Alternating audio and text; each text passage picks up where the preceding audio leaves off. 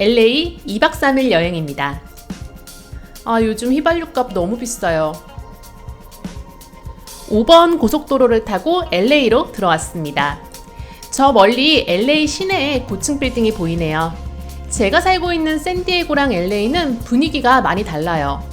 여기는 진짜 큰 도시예요. 샌디에고는 다운타운을 가도 이렇게 북적거리지는 않아요. 오늘 예약한 호텔은 일본인타운 리틀 도쿄에 있는 호텔입니다. 더블트리라는 호텔이고 힐튼에서 운영하는 호텔이에요.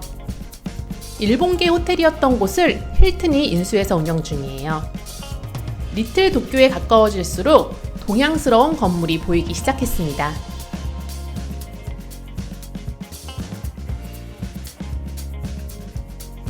호텔에 왔어요. 주차장은 호텔 로비를 끼고 들어가면 입구가 나옵니다.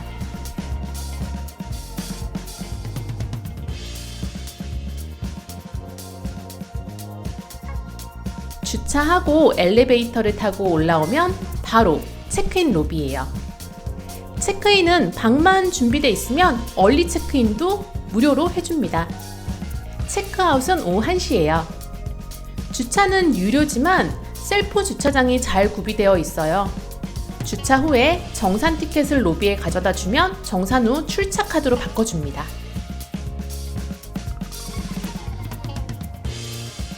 여기가 원래 일본계 호텔이었다 보니 일본 느낌의 인테리어가 그대로 남아있어요. 이제 방으로 올라가 볼게요.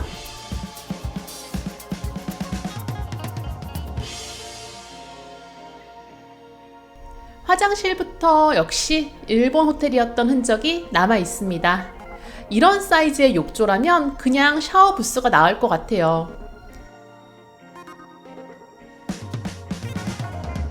코너 룸이라서 창문이 두 방향으로 나 있어요. 전망도 괜찮고 공간도 이 정도면 넓은 편이에요. 그래도 역시 호텔의 연식은 감출 수가 없네요. 옷장이 엄청 넓어요. 길게 숙박하는 분들은 옷장이 넓어서 편하실 것 같아요.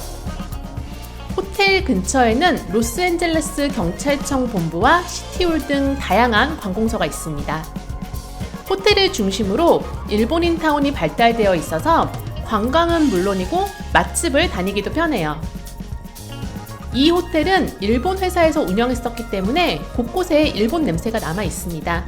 특히 가든층에 내리면 교토 가든을 즐길 수 있어요. 여기에는 도쿄 가든바도 운영하고 있는데 현재는 운영 시간이 비정기적이에요. 교토 가든에 흐르는 물은 약간 수영장 소독약 냄새가 납니다. 요즘은 소독약 냄새가 나면 왠지 안전한 느낌이 들어서 싫지는 않았어요. 결혼식처럼 큰 행사의 전체를 대관할 수도 있어서 행사가 없을 때만 일반 투숙객의 투어가 가능합니다. 제가 갔을 때는 아무 행사도 없어서 편하게 둘러봤어요. 1층 로비에는 그림들이 많이 걸려 있어요. LA 다운타운이랑 리틀 도쿄를 주제로 한 그림들이 많았습니다. 로비층에 있는 갤러리에서 전시하고 있는 그림이었어요. 갤러리 옆에는 작은 비즈니스 센터도 있습니다. 그리고 여기는 아침 식사를 할 수 있는 레스토랑입니다. 제가 들렀을 때는 손님이 거의 없었어요.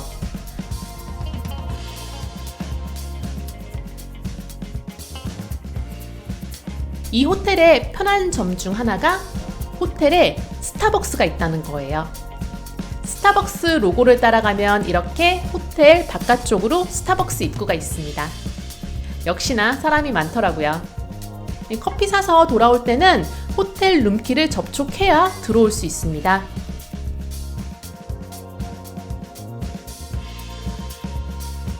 다음은 로비에서 한층 올라가면 있는 피트니스 센터를 가볼게요. 들어갈 때는 룸키가 필요합니다.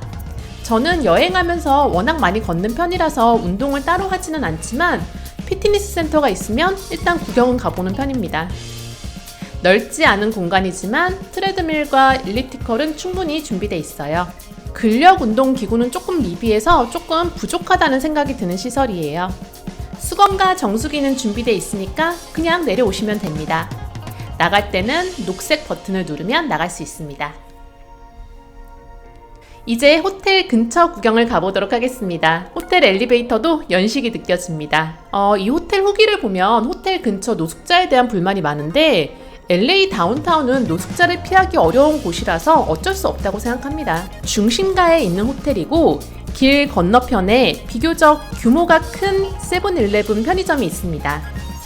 호텔 건물과 연결되어 있는 웰러코트에는 일본 식당과 상점이 있어요.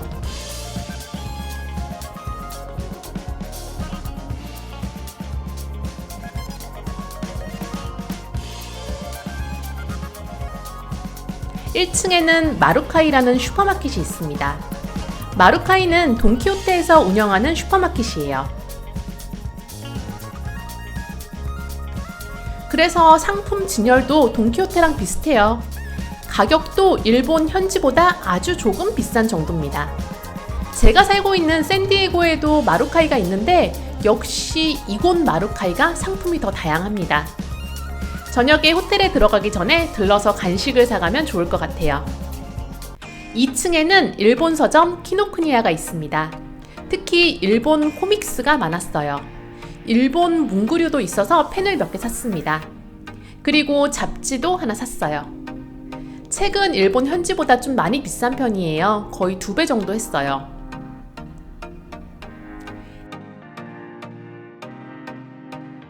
다음은 니혼무라. 미국에 이민 온 일본인들이 이곳에 자리 잡으면서 정식으로 1942년에 리틀 도쿄로 명명하게 됐습니다. 약 3만 명의 재패니즈 아메리칸이 이 상업지구에서 영업하고 있어요. 미국 내에서는 최대 규모를 자랑하는 재팬타운입니다. 일본풍 가게들이 자리 잡고 있어서 일본의 분위기를 물씬 느낄 수 있는 곳입니다. 헬로키티, 마리오 같은 일본 캐릭터 기념품 샵도 있고 일본식 라면, 우동, 스시 같은 맛집들이 많이 있어서 저녁 먹으러 가기 딱 좋아요. 유명한 맛집으로는 일본식 우동이 맛있는 마루가메 몬조, 바로 옆에 일본식 라멘이 맛있는 다이코쿠야, 그리고 스시로는 스시젠이 있습니다. 저희는 그 중에서 오코노미야끼를 하는 친치쿠린이라는 곳을 1차로 갔습니다. 식사 시간이 아닌데도 불구하고 주말이다 보니까 30분가량의 대기 시간이 있어서 예약을 해놓고 근처를 둘러봤어요. 야마자키 빵집에서 니끄망이라는 일본식 고기 찐빵을 하나 샀어요. 그리고 안쪽의 빵은 구경만 했어요. 역시 일본식 베이커리는 미국에서도 인기가 많네요. 미야코 호텔 건너편에 있는 일본 식당들도 둘러봤습니다. 이 동네 터줏대감 중에 하나인 다이코쿠야를 비롯해서 모든 식당에 웨이팅이 길었어요. 예약을 걸어두었던 식당에서 저희 차례가 됐다는 연락을 받고 식당으로 갔어요. 일본식 빈대떡이라고 알려져 있는 오코노미야끼는 크게 2가지로 나뉩니다. 오사카풍의 오코노미야끼와 히로시마풍의 오코노미야끼예요. 오사카풍의 오코노미야끼는 우리나라 빈대떡과 마찬가지로 주요 재료를 섞어서 한 장의 팬케이크처럼 만드는 거예요. 그리고 히로시마풍의 오코노미야끼는 반죽과 면, 계란 부침, 채소, 그리고 각종 토핑을 따로 익혀서 층층으로 쌓아 올린 음식입니다. 두 음식은 전혀 다른 음식이에요. 특히 히로시마풍의 오코노미야끼는 면이 들어간다는 점이 특이해요. 저는 일본에 살면서 처음 접한 오코노미야끼가 오사카풍이어서 그 이후로도 오사카풍을 선호하는 편인데 가끔 히로시마풍의 오코노미야끼가 먹고 싶다면 올만한 가게라고 생각했어요. 여기는 체인점으로 LA 여러 곳에 있는 가게입니다. 마지막으로 나온 츠케멘은 10점 만점에 2점 드리겠습니다. 2차는 바로 옆에 있는 이자카야 가젠에 갔어요. 미국 서부에서도 캘리포니아는 아시아 문화가 널리 퍼진 곳입니다. 그 중에서도 LA는 한중일 문화가 독자적으로 자리 잡았어요. 미국식 한식이라든가 미국식 일식, 미국식 중식은 물론이고 본토 음식 문화에 가까운 경험을 하기 어렵지 않은 곳입니다. 나름 일본 식당의 격전지인 곳에서도 이 가젠이라는 이자카야는 분위기, 가격, 음식, 서비스 어느 하나 부족하지 않았습니다. 여기는 생맥주를 무조건 시켜야 돼요. 일본에서 마셨던 생맥주의 비주얼과 그 맛, 목넘김 그대로입니다. 이 정도면 맥주 서버 관리가 제대로 되고 있는 곳이라는 생각이 들어요. 남아비루를 위해서만이라도 다시 올 만한 곳입니다. 바 자리도 있으니까 혼술도 걱정 없어요. 여기는 편백나무찜, 그러니까 세이로무시가 시그니처인 레스토랑인데 저희는 다들 배불러서 이거는 못 시키고 오신코 모듬이랑 두부 요리 그리고 모듬 회를 시켰습니다.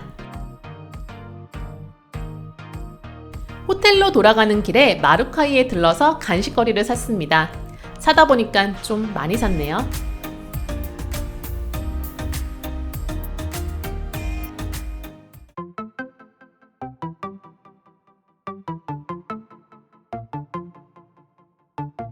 다음 날은 LA 공항 근처에 있는 메리어트 호텔로 옮겼습니다.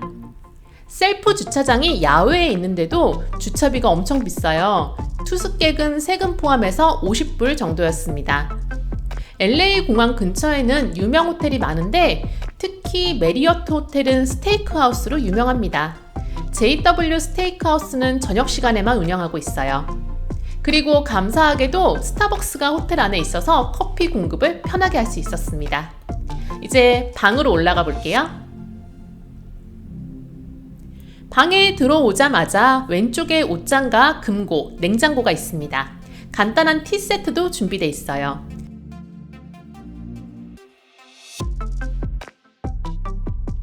그리고 맞은편에 욕실입니다. 호텔 자체는 오래됐지만 화장실은 리뉴얼해서 깨끗해요. 욕조 없이 샤워 부스만 있습니다.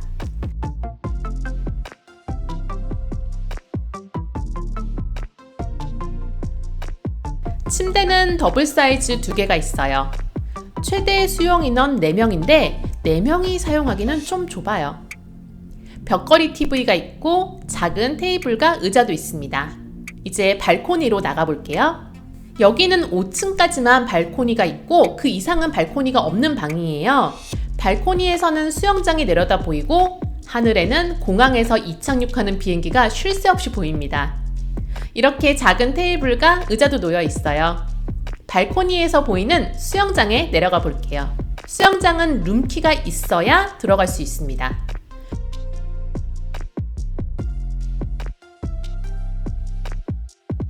유명한 뮤지션의 이름으로 장식되어 있는 길입니다.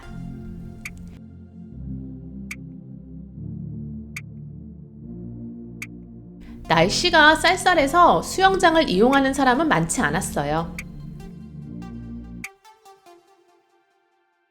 수영장 안쪽으로 가면 피트니스 클럽이 있습니다.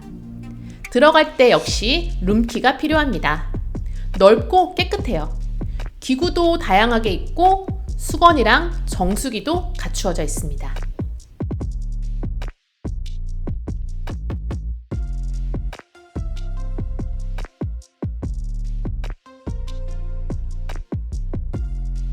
이제 호텔을 나가서 석양 구경을 하러 갈 거예요.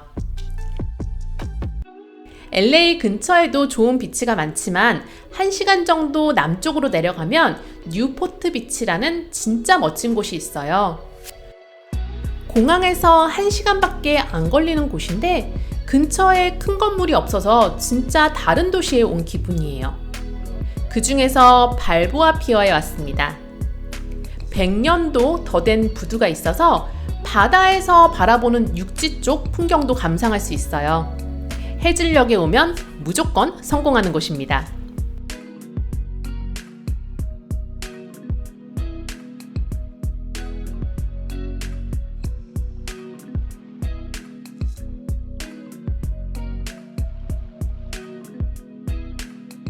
이 부두 끝까지 가면 루비라는 버거집이 있습니다.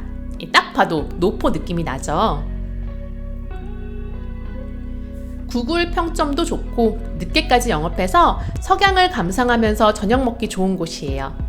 그 앞쪽으로는 낚시하는 분들이 많아서 잠깐 구경했는데 물고기가 제법 자주 잡히더라고요. 그래서 뭐 잡았나 봤더니 고등어들이 주로 잡히나 봐요. 마침 한 분이 고등어가 막 잡혔다고 자랑하셔서 태평양에서 잡힌 싱싱한 고등어를 카메라에 담았습니다. 부두에서 이제 다시 육지 쪽으로 가볼게요.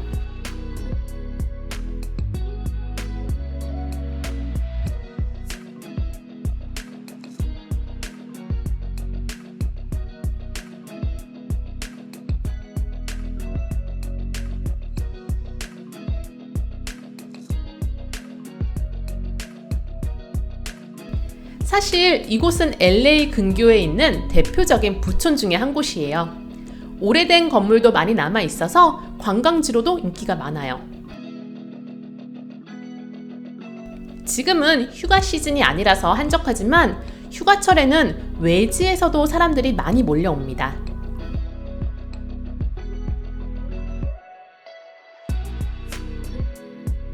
상점도 레트로한 느낌이 그대로 살아있어요.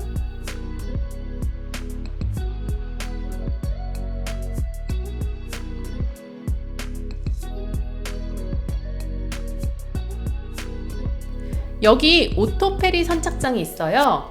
저 건너편 섬으로 가는 페리예요. 둘러가면 한참 걸리는 곳인데 물길로 가면 5분도 안 걸리겠더라고요. 페리는 상시 운행하고 사람이나 바이크도 탈 수 있습니다.